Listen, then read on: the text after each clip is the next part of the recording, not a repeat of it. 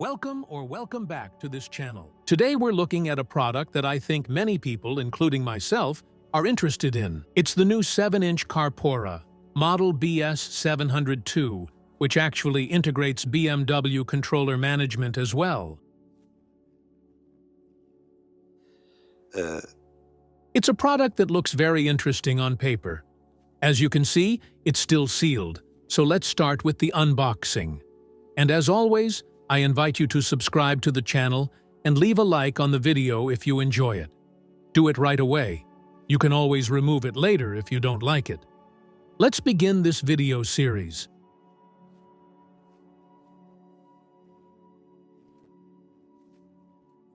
So let's start with the unboxing now. If you have any questions, please write them in the comments. As I've done for other similar products, I'll make a series of specific videos on various topics. Anyway, let's start with the unboxing, and then we'll see the rest. The box is certainly well made. I had already tried the 702 model, but here we have the display, which is actually large, with the mount for BMW's classic navigator.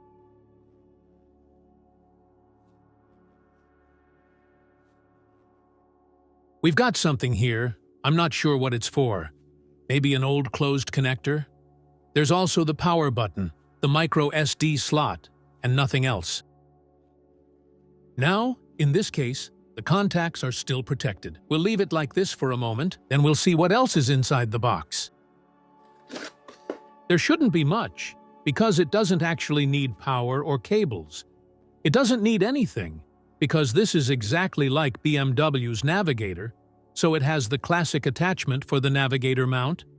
That means it's only compatible with BMW motorcycles equipped with a navigator mount.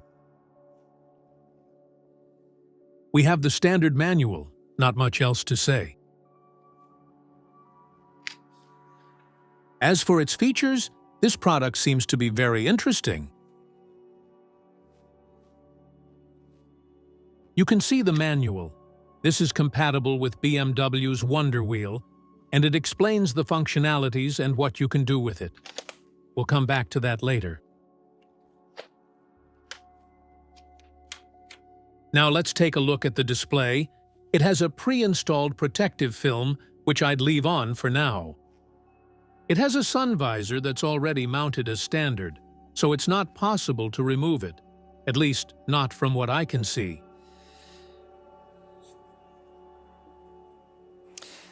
So, from a quality standpoint, it's a product made with an entirely plastic shell. It has the classic base, and the difference from other products I've tried, besides BMW's original connected ride one, is noticeable.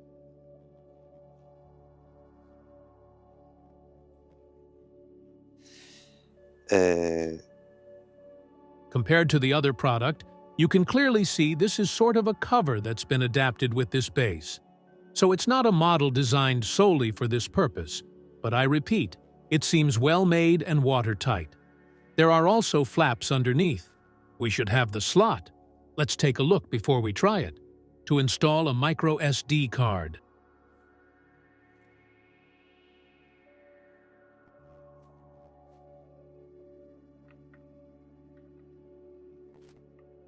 Let's open just one to see. It's tough.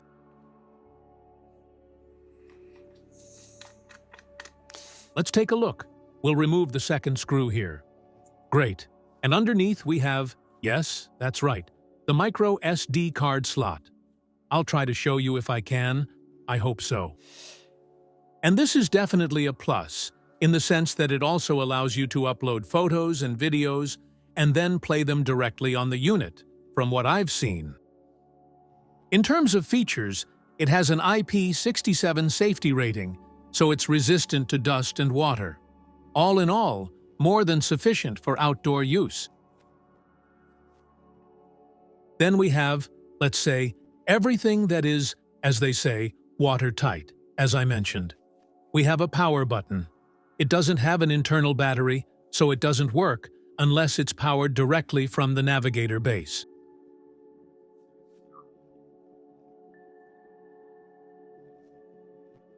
Now, let's remove this protective sticker, and then we'll mount it. Quality-wise, it's well made, certainly not at the level of BMW or even Chaigi with the IO5 series that I use, by the way. Those are made of a special magnesium and aluminum alloy. This is more of a plastic product, and it's also true that it has a much lower cost.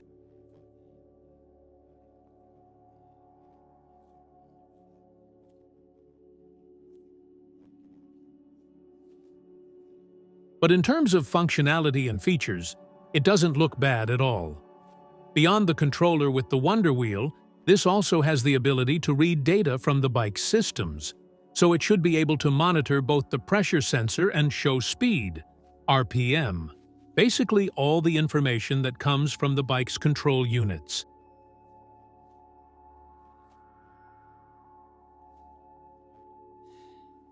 As for the technical specifications, we have a 7-inch display with HD resolution, so it should be 1280 by 800, with 1000 nits brightness. So all in all, it's almost in line with BMW's, slightly lower than Chaigi's model.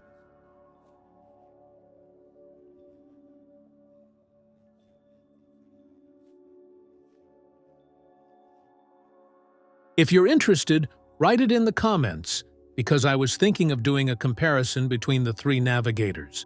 These are the only 3 plug-and-play solutions available today. You just take them and mount them. The size is substantial compared to BMW's 5.5-inch display, so if you have vision issues, this could definitely help and be a great solution.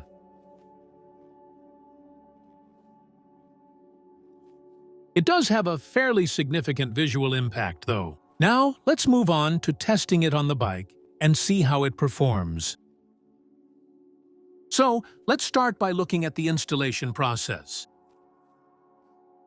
It hooks on in the typical way. You take it and attach it. The mounting seems very secure and sturdy. At this point, we have the monitor installed.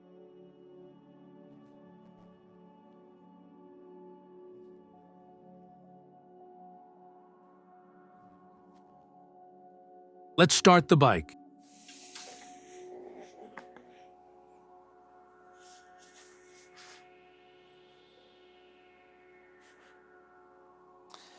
And we already have a nice dashboard that's actually very unobtrusive.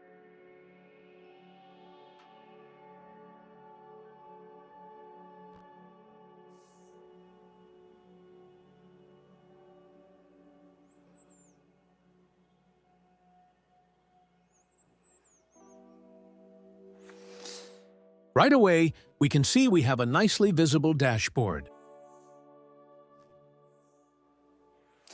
This is the menu on the first screen. At the top, we have the clock and brightness, which, as you can see, is automatic.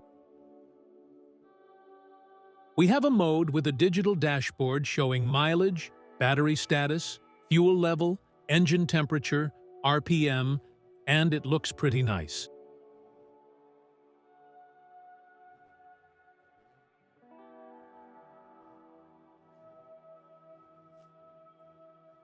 Then we have the temperature, which in this case is 14 degrees since I'm in a garage.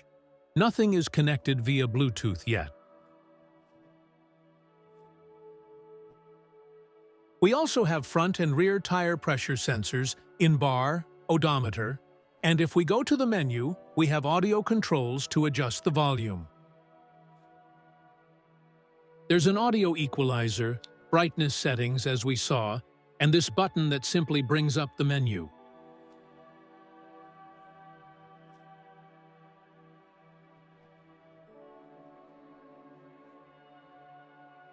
Let's go into settings and change the language.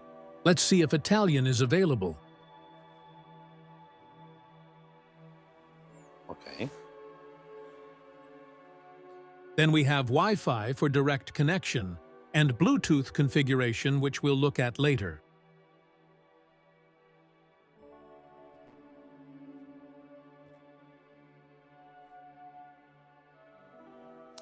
Let's check if there are any other settings. Doesn't look like it at first glance. Okay, we have memory card and music management directly from smartphone, phone settings, and a compass, though the unit of measurement isn't what I wanted.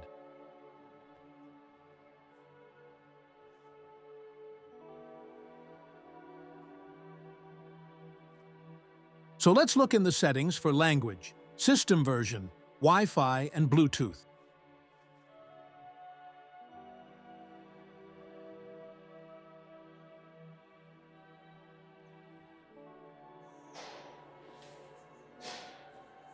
Now, let's look at the controller. The controllers are activated in the typical way.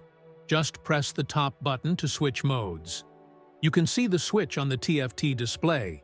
It indicates the switch to navigator mode, and we have a nice volume control right away.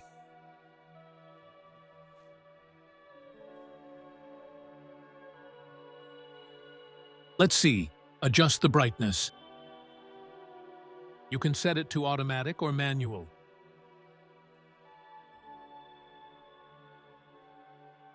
The back button takes you back, then with movement. Let's see if that makes it more visible. Okay, pressing the arrow button switches between two options.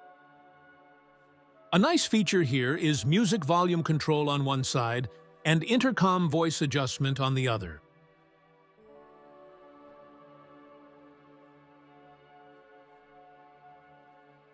I think these only work when connected to the Carpuride system, not the TFT display, but we'll see. Let's see what else the system offers at this point.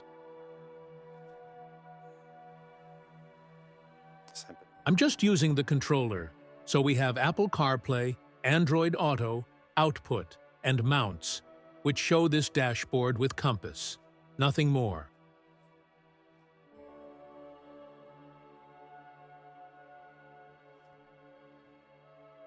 The translations could use some work. Then we have phone, music, memory card, and settings sections.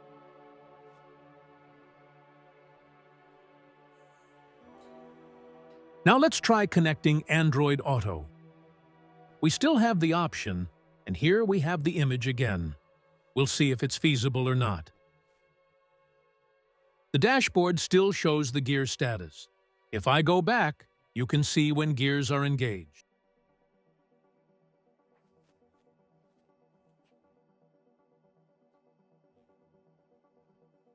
Another thing, there's also a brake indicator in this area showing brake status. Right now, it's showing the front brake. It's a nice, well-done feature. I haven't quite figured out how to configure the status yet. From the top, you can choose a black mode with dark background or a completely white mode. That's up to your preference. Let's go back to the home screen for a second. There doesn't seem to be a way to adjust alert settings, but again, we'll look at that later.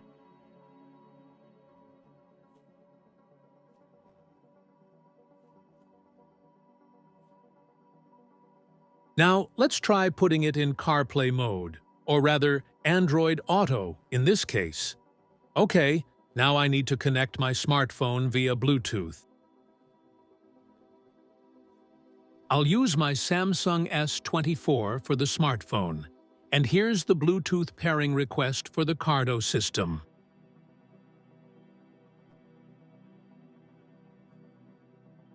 Let's take a look at Android Auto right away.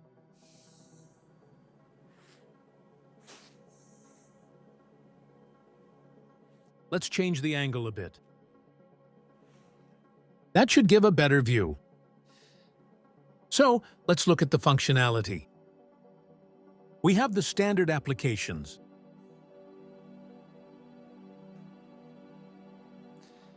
Now let's see how well swiping works. Let's check if it shows all the apps or not. Okay, let's choose Maps, and we have our nice map. The 7-inch screen really makes a difference here. In any case, we still have the ability to zoom in and out using the plus and minus buttons. Unfortunately, there's no zoom function using the scroll wheel. After that, we have the directions, menu, and settings, which are pretty much the usual things. Then we go back to the second one below. The touchscreen is quite responsive, I must say. We might try it with gloves later.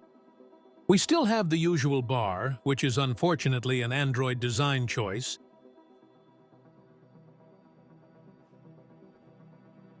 Here we have voice commands, which we'll look at later. I haven't connected any intercom at the moment. We have the classic Spotify, so we can go directly to Spotify. Let's go to Spotify. There was probably some lag, I'm not sure. However, the image works without any problems, even though there are still some interface elements I can't quite understand. But, again, these are minor issues. I suppose it's fine as it is.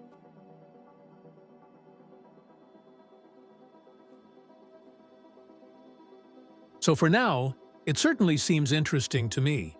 I just need to figure out how to go back now. Let's return through the menu. We'll activate it.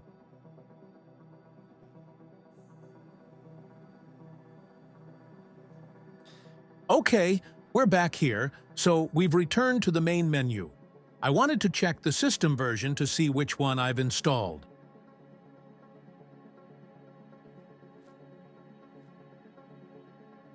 I'm not sure if it's the latest version or not, but we'll look into that later, including how the update process works. These are things we'll examine later. This was meant to be an introductory video. The nice thing, at least from my perspective, is the controller and the fact that it can directly access the bike's status from the ECUs, just like with the Chaigi.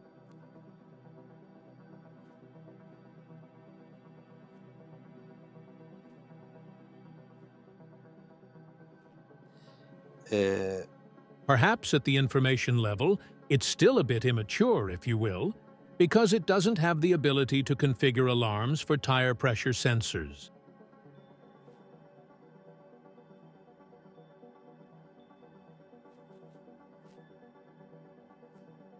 If the bike doesn't have pressure sensors, it becomes pretty useless because it doesn't have its own system. However, we're talking about a product that has just been released. This is also one of the first reviews. I've looked for several, but I couldn't find much about the OBS model. In any case, aside from any updates that will be made later, it already seems like a good implementation to me.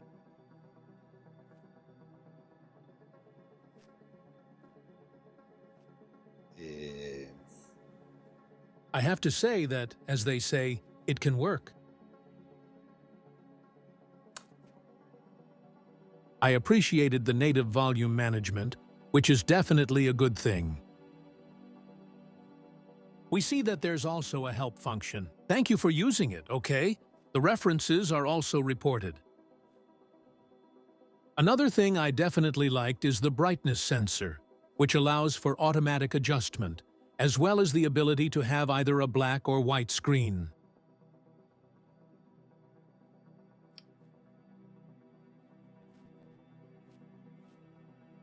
I'm not sure if automatic activation is planned, but we'll see about that later. So I'd say we have a good starting point. We'll test it on the road and definitely do more tests and videos. In the meantime, I invite you to leave comments if you have any questions or curiosities.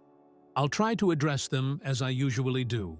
If you also have suggestions on aspects to try. In the next video, we'll look at how the intercoms are managed, how they work, how they integrate, and the fact that it can already manage 2 as standard. Let's see how the operation through TFT works.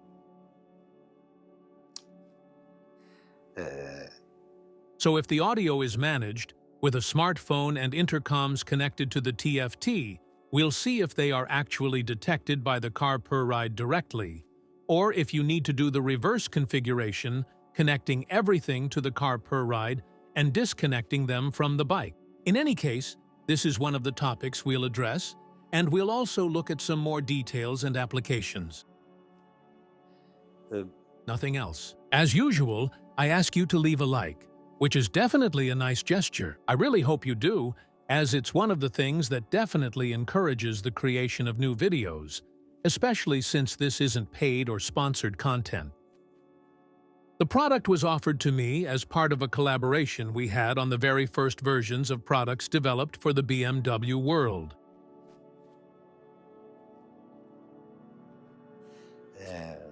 Let's say I acted as a consultant, and they promised to send me the first available product. This doesn't mean that if the product turns out to be a dud, I won't point it out. And since it's Christmas, and I'm trying to be good, as of today, I have to say it looks very good. The 7-inch display can be slightly annoying because depending on your position, you might need to lower your head slightly, especially if you're tall, because it's 7 inches after all.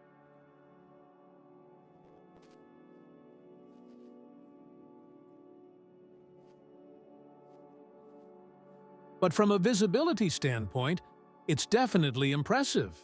I mean, there's nothing to complain about. 7 inches of screen with a resolution that I think is perfect for motorcycle use.